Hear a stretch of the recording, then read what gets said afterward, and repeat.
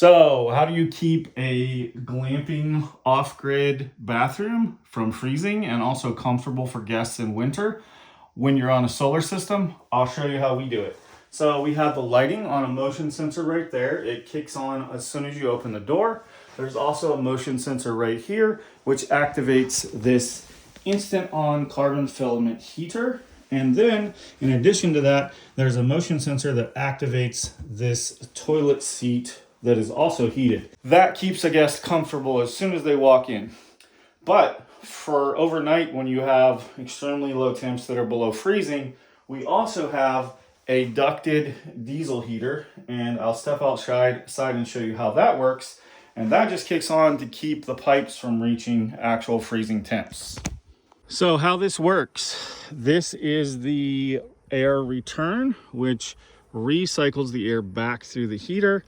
And then there is the hot air input that goes into this duct, and inside of the bathhouse it flows all the way down to the floor, so you're pushing out the heat at the lowest possible point. How it works, I will include a link to this specific model because this is the only one I found that worked the way I wanted to. It has a temperature sensor and it will prime, pre-burn, and fire up the diesel heater when it needs to kick on. It also shuts it down and goes through a shutdown burn cycle at the end when it's got the air up to temperature.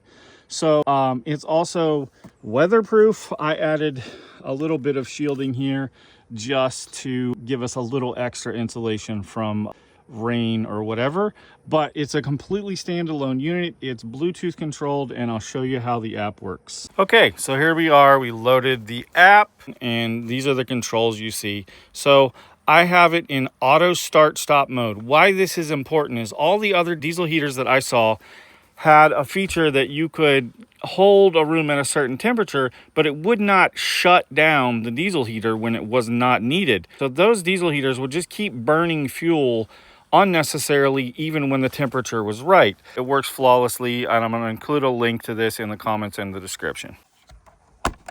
Here's the fuel tank, and this will run for multiple days when you have temps that are just hovering right around freezing on this small amount of fuel. One other advantage is it's actually 12 volt powered. It does include a household outlet adapter, but it is 12 volt powered, so you could run it straight off of a battery or from a car.